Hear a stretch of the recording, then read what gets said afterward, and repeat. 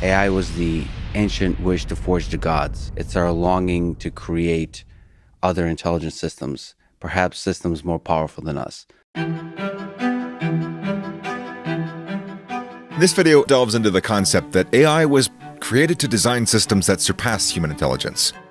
Instead of, succumbing to fear, we should welcome the challenge, Similar to how the Wright brothers revolutionized flight and altered our world, the emergence of AI offers us a chance to redefine our destiny.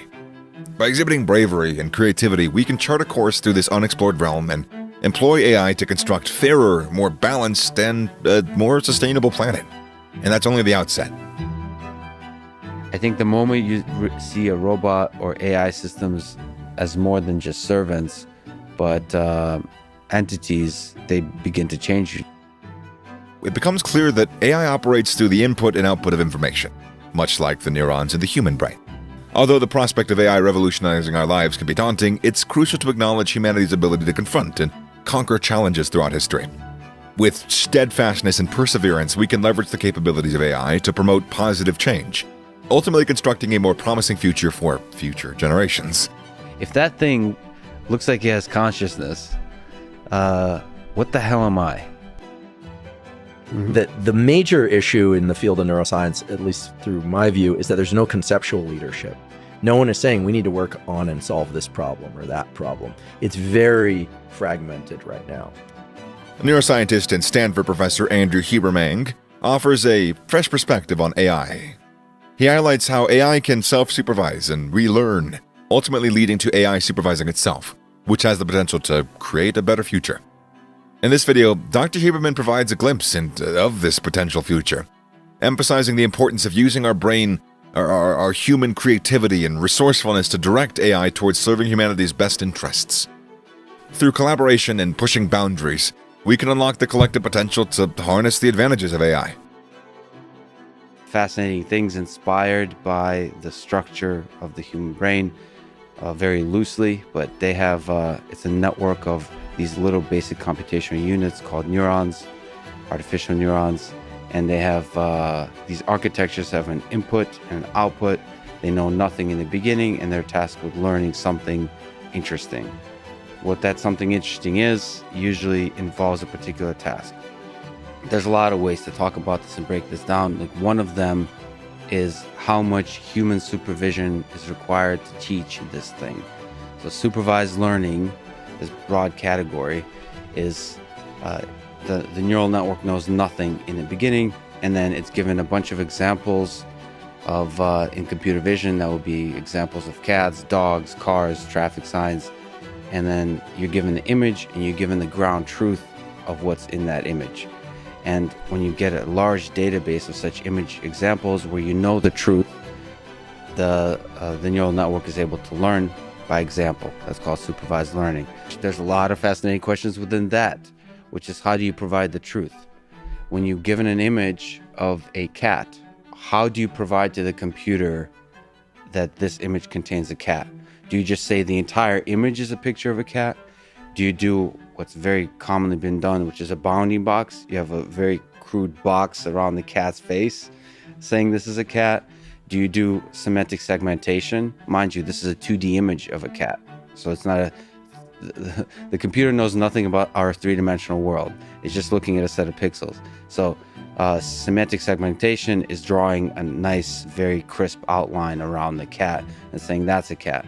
Now, there's another contrasting set of ideas that are at tension, they're overlapping, is what's used to be called unsupervised learning, what's commonly now called self-supervised learning, which is trying to get less and less and less human supervision into the task. So self-supervised learning has been very successful in the domain of language model, natural language processing, and now more and more is being successful in computer vision tasks. And what's the idea there is, let the machine, without any ground truth annotation, just look at pictures on the internet or look at text on the internet and try to learn something generalizable about the ideas that are at the core of language or at the core of vision. We humans, at its best, like to call that common sense. So with this, we have this giant base of knowledge. on top of which we build more sophisticated knowledge. We have this kind of common sense knowledge. And so the idea with self-supervised learning is to build this common sense knowledge about what are the fundamental visual ideas that make up a cat and a dog and all those kinds of things without ever having human supervision. The dream there is you just let an AI system that's self-supervised run around the internet for a while, watch YouTube videos for millions and millions of hours, and without any supervision be primed and ready to actually learn with very few examples once the human is able to show up. We think of children in this way, human children, is your parents only give 1 or 2 examples to teach a concept. The dream with self-supervised learning is that would be the same with machines, that they would watch millions of hours of YouTube videos and then come to a human and be able to understand when the human shows them this is a cat. They'll see something more fundamental that we humans might not actually be able to introspect and understand. Like if I asked you what makes a cat versus a dog, you would probably not be able to answer that. But if I brought to you a cat and a dog, you'll be able to tell the difference. What are the ideas that your brain uses to make that difference? That's the whole dream with self-supervised learning, is it would be able to learn that on its own, that set of common sense knowledge that's able to tell the difference. I think of artificial intelligence first as a big philosophical thing. AI was the ancient wish to forge the gods, or was born as an ancient wish to forge the gods. So I think at the big philosophical level, it's our longing to create other intelligent systems, perhaps systems more powerful than us. At the more narrow level, I think it's also a set of tools that are computational mathematical tools to automate different tasks. And then also, it's our attempt to understand our own mind. So build systems that exhibit some intelligent behavior in order to understand what is intelligence in our own selves. It's a set of tools, a set of computational techniques that allow you to solve various problems. I want to make sure that I understand if there's a distinction between a machine that learns, a machine with artificial intelligence, and a robot. Like, at what point does a machine become a robot? So if I have a ballpoint pen, I'm assuming I wouldn't call that a robot. But if my ballpoint pen can come to me when I move to the opposite side of the table, if it moves by whatever mechanism, at that point, does it become a robot? So first of all, there's a question of what is life? Like, how do you know something is a living form and not? One, I think movement is important, but that's kind of a boring idea, that a robot is just a machine that's able to act in the world. So one, artificial intelligence could be both just the thinking thing, which I think is what machine learning is, and also the acting thing, which is what we usually think about robots. So robots are the things that have a perception system that's able to take in the world, however you define the world, is able to think and learn and do whatever the hell it does inside, and then act on the world. So that's the difference between maybe an AI system or a machine and a robot. A robot is something that's able to perceive the world and act in the world. So it could be through language or sound, or it could be through movement, or both. Yeah, and I think it could also be in the digital space, as long as there's a aspect of entity that's inside the machine and a world that's outside the machine, and there's a sense in which the machine is sensing that world and acting in it. So it could, for instance, there could be a version of a robot where the robot, where I go to sleep at night, and this robot goes and forages for information that it thinks I want to see loaded onto my desktop in the morning. There was no movement of that machine. There was no language, but it essentially has movement in cyberspace. Does interacting with a robot change you? I think the moment you see a robot or AI systems as more than just servants, but entities, they begin to change you. I think for that, you have to have certain aspects of that interaction, like the robot's ability to say no, to have its own sense of identity, to have its own set of goals that's not constantly serving you, but instead trying to understand the world and do that dance of understanding through communication with you. there's something about a physical entity that moves around, that's able to look at you and interact with you, that makes you wonder what it means to be human. If that thing looks like it has consciousness, what the hell am I? I think a lot of people are scared of AI. I think a lot of people are scared of robots. But what you're describing has so much more richness and layers of detail that I can only imagine what those relationships are like. I think that computer science and engineering and chemistry, bioengineering, that's what's creating the acceleration and progress in neuroscience right now.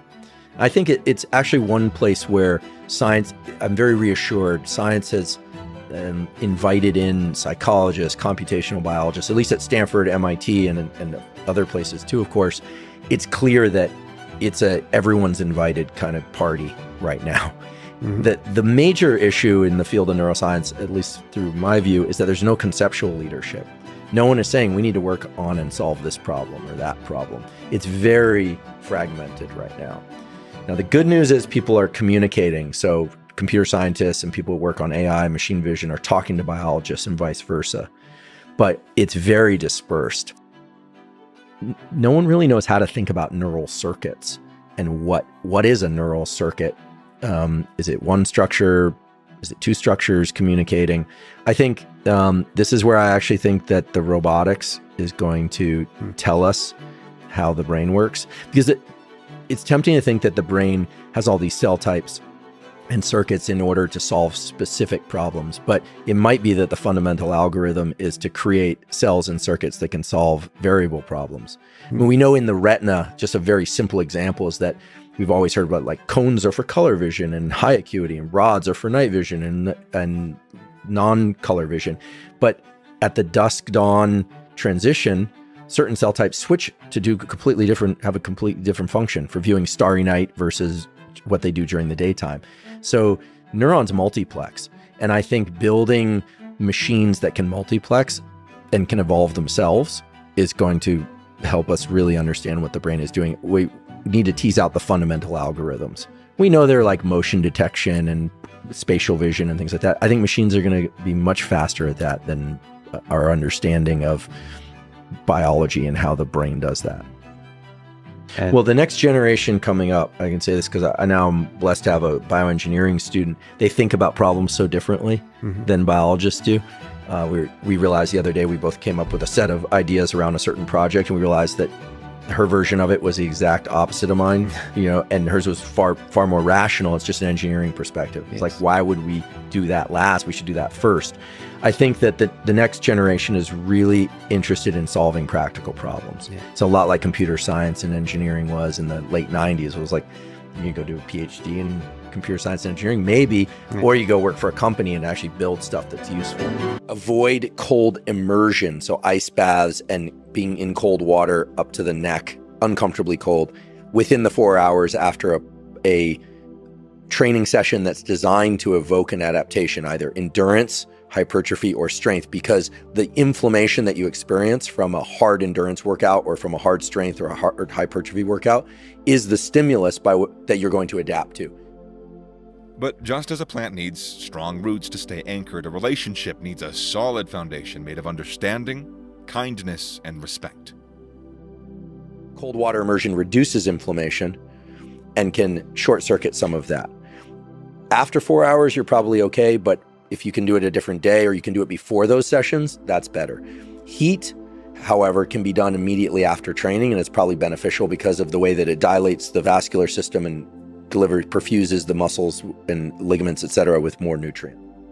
We finally have some good science to put to this, and unfortunately it wasn't from my lab. This is the beautiful work of Susanna Soberg, who's over in Scandinavia, published a paper in Cell Reports Medicine showing that the threshold you're trying to hit each week is at least, you can do more, but at least 11 minutes of uncomfortable but safe cold exposure per week total. So that could be 3 minutes Monday, 3 minutes Wednesday, so on, to 11 minutes, and 57 minutes per week minimum so of precise. sauna. That's what they found. What did they find? Increases brown fat thermogenesis, thereby metabolism, thereby comfort being, in cold, etc. Clearly there's a resilience effect. clearly there's a dopamine increasing effect, and clearly you can do more. You could do all that in one day, or you could spread it out throughout the week, or you could do more. It kind of depends on what you're shooting for. How cold? People always say, how cold, how hot? Well, for heat, is generally between 187 degrees Fahrenheit and 212 degrees Fahrenheit, somewhere in that range. And for cold, it's cold enough that you really want to get the hell out, but that you can stay in safely, because I don't want anyone to kill themselves with doing this stuff. It's exactly right. I mean, what we're really getting to here is this notion of brain states. And I imagine this is something we might get into repeated times throughout our conversation, which is that, just as in sleep, we have states of mind that relate to dreaming or slow wave sleep or rapid eye movement sleep. In our waking states, our waking period, I should say, we transition through various states. And for some of us, there are conditions in which we have so much activation in our body, what we call autonomic arousal, but so much energy, basically, that just sitting down to write at the computer, you would think, oh, well, this is very hard. It should anchor all of my attention and energy into this narrow cone of attention.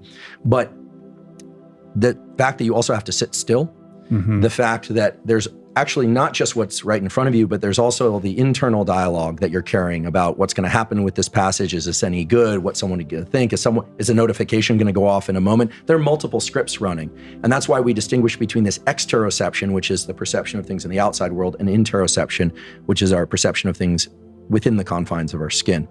And when we sit down to write, we might think that it's just one thing in front of us, but actually we're paying attention to internal events and dialogues as well. So we're splitting our attention in multiple ways.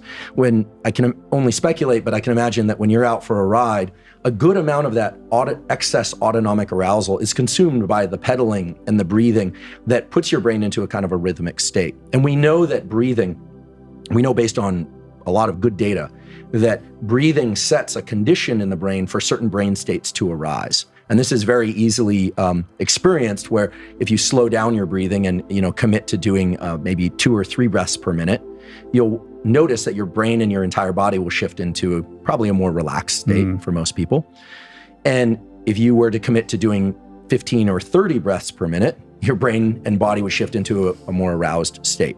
So over time, I think almost everybody figures out the things they need to do, how much coffee, how much movement, whether or not you work before or after your ride, what sorts of information you consume, and what types of work one does in order to try and optimize this process. But a lot of what my laboratory is doing at Stanford and what other laboratories are doing elsewhere is to try and figure out, what are these brain states? How do we define them? What really is a state of focus? And how do we arrive at a state of focus if we're tired? How do we arrive at a state of focus if we are kind of over agitated? And so beneath all brain states, including our ability to focus, is this, I like to visualize as sort of a seesaw of autonomic arousal. We can either be relaxed and alert, which is kind of the optimal state for most things besides sleep. We can be very alert, we can be panicked, or we can be very, very calm, or we can be asleep. So, on one end you have calming type experiences or states, and on the other end you have kind of amplified states. I'm not even sure it has to be a verbal communication. I think it could just be is this relationship a romantic sexual relationship, or is this a friendship? And there are numerous ways to have that conversation, but obviously it should be consensual, age appropriate, context appropriate, species appropriate. But Bro, we don't have to go there for this one, I'm telling you. We don't have to go there, man. But listen, what you're describing to me is foreign territory, because I'm just not of the ilk that is in the habit of having a lot of friendships aside from male friendships. I wouldn't understand. It just hasn't happened. We are very tuned into other people's level of autonomic sort of alertness or calmness, and timbre of voice is one of the most powerful ways that we communicate that. Wow. So remember, the neurons in the brain that control size are right next to the ones that control laughing and crying. An animal crying in pain, sorry to bring up such an intense example. Start crying. Yeah, is exactly that. You just, I don't want to say prove my point, because I'm not here to prove points, but that response embodies the point I'm trying to make, which is that an animal crying or wailing in pain, a human wailing in pain, recruits an emotional state in us. And in the same way, if you grew up in a home where you heard certain kinds of vocalizations that were anger, actually, I'll give an example. I was at this trauma release thing. I was observing and trying to think about how we might export some tools from my lab to that community and vice versa. And a woman said, she said, look, I've enjoyed our interactions and I'm really glad you're here, but like, I'm really afraid of you because your voice reminds me of my dad. And I was like, I'm sorry. And she said, but it has nothing to do with the way your actual voice. It's just something about the resonant frequency of your voice just freaks me out. And it was, and I was like, well, there's nothing I can do about that much, right? But, you know, opera singers, again, they tell me, because again, been spending time with them, that their goal is to get the audience, sometimes the experienced ones, their goal is to get the audience feeling in their diaphragm what they feel. So establishing a resonant frequency, literally a frequency of vibration, so that the person in the audience feels the sadness or anticipation or the elation that they feel, not by what they're hearing with their ears alone, by actually vibrating. Now it sounds very like woo, but the phrenic nerve firing and the diaphragm vibrating at the same frequency. We are on the same frequency, and that's going to be done through sound waves. Now, animals do this. So fish have a lateral line that senses electricity. They can sense electric fields in the water, right? The platypus senses electric fields with its bill. They can sense where things are, but also the energies of those things, right? Am I being pursued by a predator? Am I next to other fish that are a fish like me, right? Is it a fish that wants to mate or a fish that wants to fight? Is it a fish that wants to bump me out of the way to mate with the fish next to me? This is what animals do, but they feel it in their body. Right. Humans, we tend to overemphasize the content of speech. And this is why online, the visceral part and the intention is completely lost. It's like stripped down. The three ways that, so every cell in our body has a clock, runs at 24 hours, which is not coincidentally in sync with the 24-hour spin of the Earth once every cycle. This is not kind of like woo biology. It's like every cell has a genetic program to have a 24-hour clock. It needs to be synchronized. All those clocks need to be synchronized. The only way we can synchronize those clocks is with light information delivered to the eyes, not light on the skin. That's a whole nother business, but that's why the eyes are outside your head, outside your skull. That's why these two pieces of brain are outside your skull, to inform the rest of your body and when it's night and when it's daytime. We have lungs because all our cells need oxygen. So we bring air into our lungs and then it goes to the bloodstream and distributes. We need light information for all the cells in our body. We do that by bringing them in through these things we call eyes, and then it's distributed to all the cells of the body. The light doesn't permeate, it's sent through electrical signals and neurons and chemicals. So getting that sunlight early in the morning is absolutely key. The next way you do it is with feeding time and exercise activity rhythms. So if you travel to Japan, let's say, and you're totally jet lagged, it takes a few days to catch up to the local pattern. But if you eat on the local schedule, you switch faster. If you exercise when people are active and you sleep when people are sleeping, or you try and sleep when people are sleeping, you'll shift much, much quicker. So, but light is the quickest way to set these rhythms without question. A lot of people are jet lagged at home, especially now they're indoors. So they're like, I feel miserable, I'm depressed, I'm anxious. Well, you're jet lagged, except you're jet lagging yourself in your apartment or home.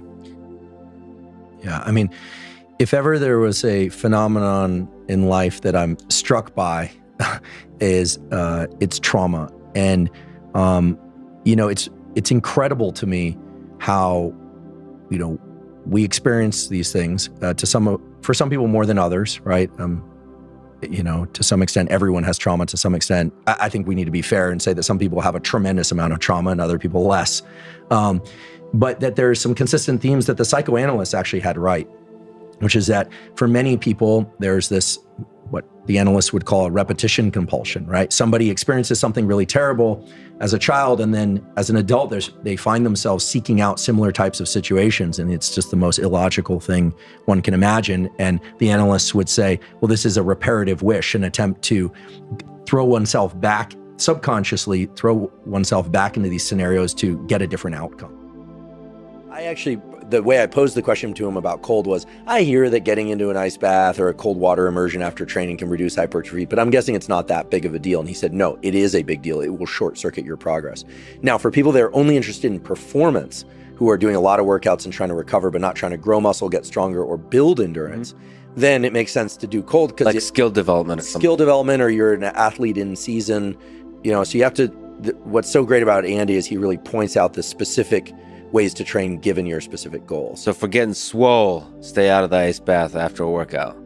There you go. Lex is always making fun of the meatheads. I love it. I put myself in the meathead category only because I don't do a real sport now. I work out and I run, which is I'm an aspiring meathead. Okay, so one of these days I'm going to get back to jiu-jitsu, or I'm going to get to jiu-jitsu. Now, in terms of training, he has this beautiful 3x5 concept for strength. Pick 3 exercises, compound exercises, multi-joint movements. Do 3 to 5 exercises for 3 to 5 repetitions per set, rest 3 to 5 minutes, and do that 3 to 5 times per week. And for details, you can, again, look to the episode. It's time-stamped. But what's interesting about this is 3 to 5 times a week is a lot for a muscle group. Squatting 5 times a week for 5 reps, meaning you're working pretty heavy, meaning you're close to failure but not failure for strength generally.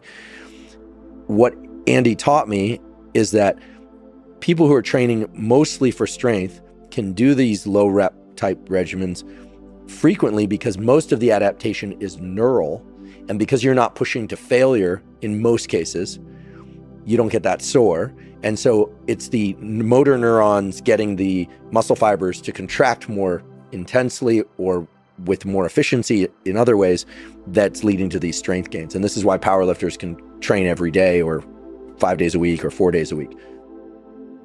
You mentioned that cold showers after training don't seem to short circuit the training effect to the same extent that immersion in cold water does. And that really speaks to the fact that cold showers, even though they can provide some of the adrenaline for the mental effects of like, oh, I have a lot of adrenaline in my system from a cold shower and I can remain calm. There's utility to that.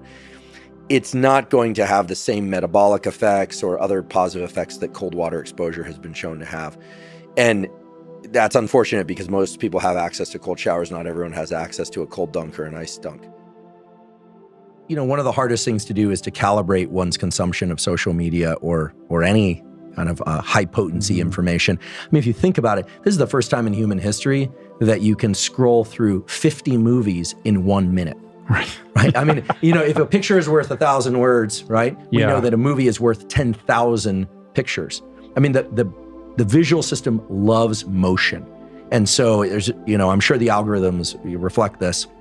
And so really setting constraints on the amount of interaction with stuff is important. And I think setting constraints on what type of information you're going to consume. I mean, there is something about our nervous system that draws us to look at the car crash, you know, to, click behind that muted screen that allows you to see the gory thing, or to get involved in some sort of a very narrow context online argument. I mean, everyone is prone to that, some people more than others. But, you know, there's also a lot of incredible content out there. And I think that the high potency positive content, whatever that means, you know, for some people that's listening to a piece of classical music. These days I'm really interested in finding a lot of incredible artwork online and just going, wow, like people are creating some amazing stuff. You know, that can be inspiring. So it comes in a variety of different forms for different people, but I think that we all need to be more guarded of the kinds of information and the context that we expose our nervous systems to. And the problem with social media, to just acknowledge it, is that it's a free-for-all in terms of context. And you can set limits on it in time, but you can't set limits on it in terms of context at all, unless you're very good at self-governing or governing the use of social media in kids, for instance. Well, if I'm not well rested, I do a hypnosis or yoga nidra in order to recover my sleep. That works really well. It helps consolidate memories, enhances our learning, and strengthens the immune system. But that's just the tip of the iceberg. I think most people, I would say about 75% or more people have sleep issues.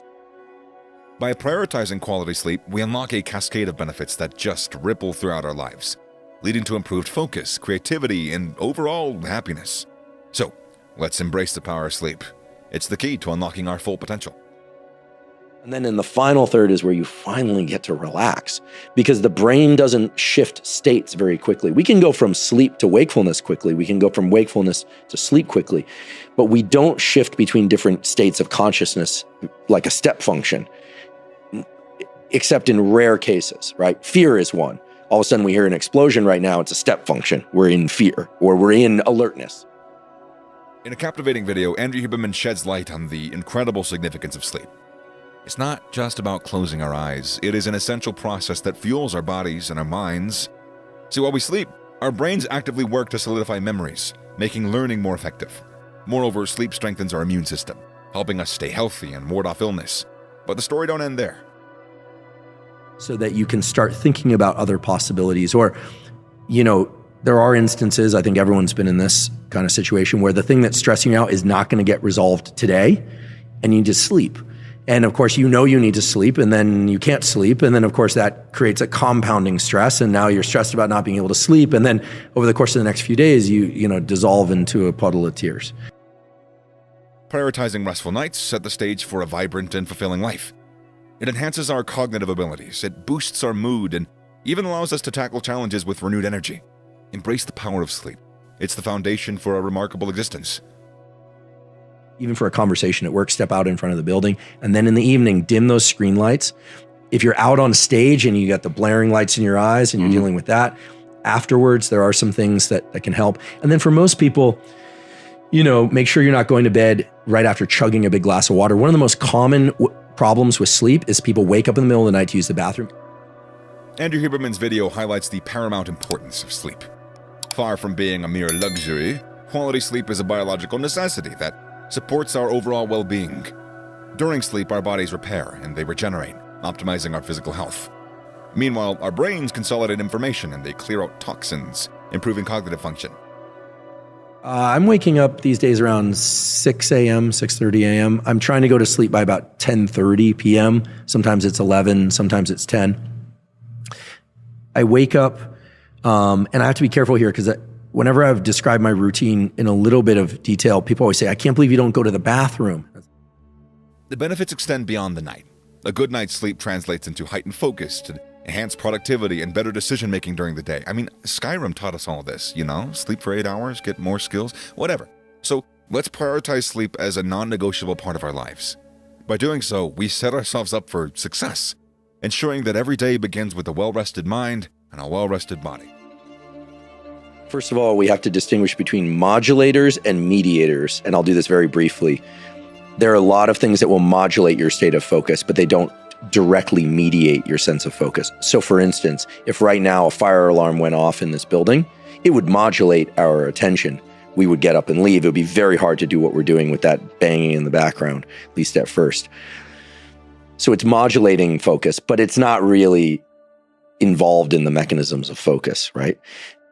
In the same way, being well rested when you sleep, your autonomic nervous system that adjusts states of alertness and focus and calm works better than when you're sleep deprived. So if you're sleeping better, you're going to focus better. So I always answer this way to a question like this, because the best thing that anyone can do for their mental health, physical health, and performance in athletic or cognitive endeavors or creative endeavors is to make sure that you're getting enough quality sleep enough of the time for you. And that's going to differ. We could talk about what that means. Now, in terms of things that mediate focus, without getting into the description of mechanisms, because we have podcasts about that, it's very clear that mental focus follows visual focus, provided that you're a sighted person.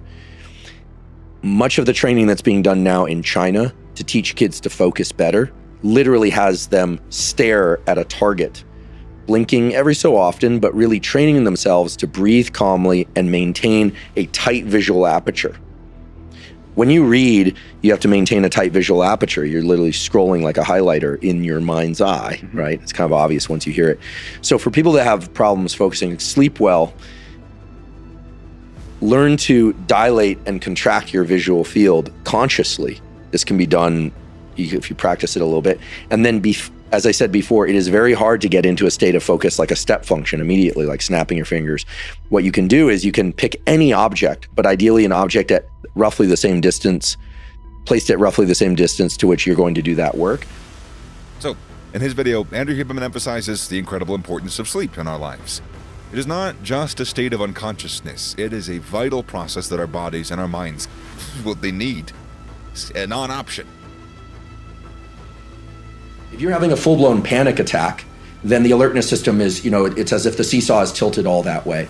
If you have if you're deeply asleep, well, then the calmness system is really tilted down. You could say that's a portion of the seesaw. This is all kind of obvious and dates back, 100 years or so, which isn't that long in the history of science, but we've known this sort of thing for a while. Okay, what's interesting and I think more relevant nowadays is to think about one's own interpretation of those signals and how that relates to anxiety and, as you pointed out, exploration, and then to think about where the nodes of control are. In this seesaw model that I'm putting forward, the seesaw has to include what I would call a hinge, a location in the middle in which you can voluntarily adjust the seesaw to either be more tilted toward alert or more tilted toward asleep. And for many people, they find that their overall level of autonomic arousal is either inappropriate or inadequate for the demands of their life. Inappropriate meaning their heart is racing, they feel more jittery, more as if movement would be the default and worry would be the default and anticipation is the default than is appropriate for their circumstances. Waking up in the morning and feeling stressed, for instance, immediately without any immediate cause or maybe stress about real life events. For other people, they feel more exhausted than they would like. They're having a hard time leaning into the pressures of daily life. Both of those, even though they have sort of polarized phenotypes, they look very different. In one case, over energized, and in one case, under energized. Both originate within the autonomic nervous system. And we can reliably say from work done in animals and humans that that is not the consequence of the alertness system or the calmness system being disrupted, but rather that hinge in the middle is dysregulated. While we sleep, our bodies repair tissues, they release growth hormones, and they regulate metabolism. Simultaneously, our brains consolidate memories, promoting better learning and information retention, but that's only the beginning of it. Prioritizing sleep quality leads to a more balanced and fulfilled life. It enhances your mood, it reduces your stress, and it improves your ability to handle challenges. So let's recognize the power of sleep and create a sleep routine that nurtures our well-being. I do. I'm a big napper. I love taking a 20-minute nap or doing an NSDR in the afternoon. The rule on naps, and Matt Walker and I agree on this, is that naps should be shorter than 90 minutes, and they should you should only take them if they don't disrupt your nighttime sleep. I love naps. And I can sleep anywhere, anytime now because I do the NSDR. So if I just decide I'm going to lie down and pass out, I can just do that. It just happens. And so I'm big on naps for a couple of reasons.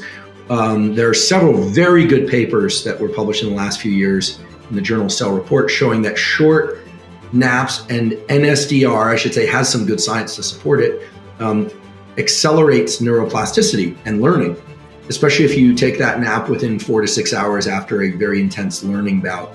There's something about that sleep state that allows the brain to rewire. And most of the rewiring and neuroplasticity occurs during deep sleep, but also during these short sleep bouts that we call naps or NSDR. So I'm a huge fan. And yeah, my evening is basically just trying to take things down a notch. And everything's a little bit quieter, a little bit mellower. Occasionally I'll get a bout of focused writing in during that 1 hour peak or something of that sort. I'm just really trying to taper everything. I try not walk the dog at night, but sometimes the dog needs to walk. So it's not that I'm super strict about this. Occasionally I will go, take the dog out for a walk or watch a movie, but most of the time it's a progressive mellowing toward the evening. And then in the morning, we started pretty early today, and I'm up and at 'em, and all day long I'm going. Mr. Andrew Huberman's video emphasizes the importance in sleep in our lives, the utmost importance. Beyond just a period of rest, sleep plays a critical role in our physical and our mental health. During sleep, our bodies recover and they heal, while our brains undergo essential processes that enhance memory and learning. Now, there are situations in life, I should just mention, such as sleep deprivation or in particular, that tend to make this whole set of systems with prefrontal cortex and limbic stuff and ACC and insula kind of dysregulated. It makes it harder to manage. That goes without saying, right? The quickest way to peel somebody apart is to sleep deprive them for 2 or 3 nights. One night, you're probably fine. Right. So all the basics of self-care, of good nutrition, social connections, sleep, exercise, sunlight, those still apply. I just want to mention that. I want to make sure I answer your question about gene expression and permanent changes, because I've failed to do that thus far.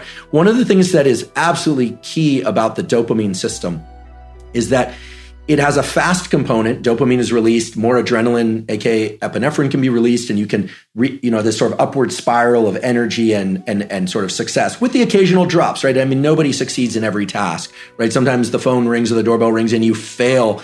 You fail to clean the cup. You come home, like, are you going to crash into a puddle of tears? No, you just clean it then and then put it away, right? Of course.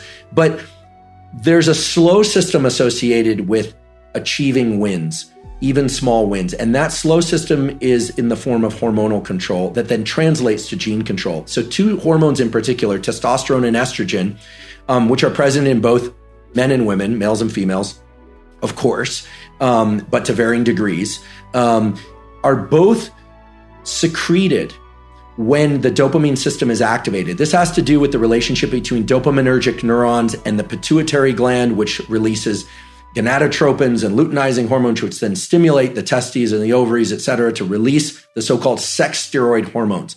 The sex steroid hormones, testosterone and estrogen, of course, are involved in reproductive biology, but they are both vitally important, provided they are in the proper ratios, for motivational biology.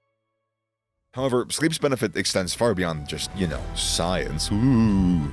By understanding and prioritizing sufficient and restful sleep, we unlock a world of possibilities.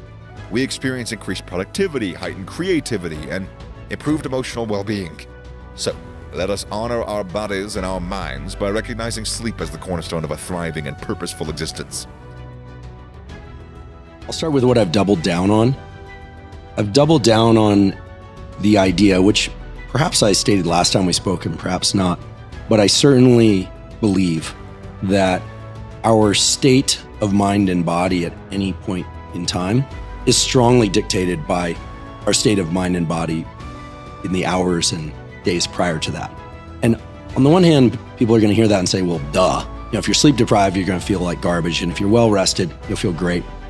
That's kind of the top contour of it. Mm-hmm. But when one looks at the neuroscience, for instance, of sleep, you start to realize that, the amount of rapid eye movement sleep that you're going to get in any 90-minute bout of sleep, because your sleep is broken up into these 90-minute segments, more or less, is strongly dictated by the ratio of slow wave sleep, aka deep sleep, and rapid eye movement sleep that you had in the previous 90-minute bout. And then when you start to look at the research in terms of waking states, you start to find that your ability to be focused, say for a bout of work in the morning or the afternoon, or a creative brainstorm session, or to maybe drill into some personal issue that you're dealing with during therapy or just on a walk or while journaling, is not a square wave function. None of us should sit down and expect ourselves to just drop into that state. Mm-hmm. Much of our ability to move into that state effectively, whatever effective means, right, whatever the target or goal of that bout, as I'm calling it, is going to be dictated by what happened in the previous moments and hours. And so when I zoom out from that, what I've doubled down on is this idea that there are just a core set of foundational things that we have to re-up every 24 hours. The other thing is that many of the people waking up after 4 or 5 hours were supposed to go to bed earlier. Remember, melatonin puts you to sleep but doesn't keep you asleep. So many of these people might be going to bed at 11 o'clock, waking up at 3 or 4 a.m., going, here I am again, when actually they need to go to bed at 9. Now, there's this weird asymmetry in the way that our system is built, in that we can push through fatigue, but it's very hard to make ourselves fall asleep. So some people need to discover that they actually were meant to go to bed earlier. I know people think about night owls and morning larks and this kind of thing. That's a big idea in industry. And to some extent, it's true. There are genetic polymorphisms that relate to these things. But for the most part, most people were evolved under conditions where they went to sleep shortly after the sun went down. So with age, I'm going to bed earlier and earlier. I realize there's some lifestyle factors too, but I do think that there is something powerful about going to bed a little earlier. I keep asking Matt Walker if there's any science to support this, and he tells me no, but I find, and many people find, that every hour of sleep before midnight recharges them more deeply than the hours after midnight. And I don't know what this is, but I find if I go to bed at 9 o'clock and I'll sometimes wake up at midnight, I'm like, it's only midnight. What am I going to do? But then I fall back asleep. I'll wake up at 3 or 4 a.m. and I'm ready to go. And that's great. I mean, you can get so much done in the hours between 4 and 7 a.m. Fewer distractions. Your focus can be very high. The problem is most people are going to bed late. They're waking up at 4 or 5 hours later. Then they're scrolling on their phone because it's a very kind of passive sensory input. They're trying to get themselves back to sleep. It doesn't work. And then throughout the day, they're working at about 75% capacity. So I would encourage those people to start going to bed earlier.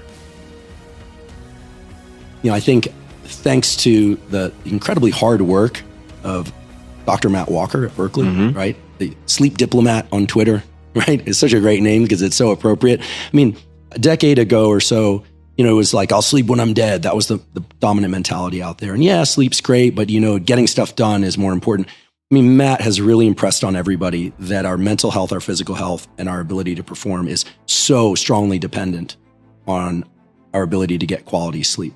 Maybe not every night of our life. I mean, we have to be realistic, but that sleep is vital. So a hat tip is insufficient. So sleep is critical, but sleep is just one of about, I would say, 5 things that really set the buoyancy or the foundation upon which our nervous system is able to accomplish these transitions that I'm talking about at all. And those 5 things are sleep, right? In the absence of quality sleep over 2 or 3 days, you're just going to fall to pieces. In the presence of quality, sufficient sleep over 2 or 3 days, you're going to function at an amazing level. There's a gain of function and a loss of function there. It's not just if you sleep poorly, you function less well. You sleep better, you function much better. So sleep, I would say, is at the top of the list. Nutrients, and there you can think macronutrients. And so your carnivores are only eating meat, and your vegans are only eating plants, and your omnivores, which is I think probably 90% of the world, is eating a combination of those. But quality nutrients, I think that when I look at all of the nutrition literature and arguments out there, it seems that everyone can agree on one thing, which is that probably 80% or more of our nutrition should come from unprocessed or minimally processed sources. Minimally processed would require some cooking, but could survive on the shelf, as opposed to packaged foods or highly palatable foods. So you've got sleep, nutrients, but then we should also put in micronutrients.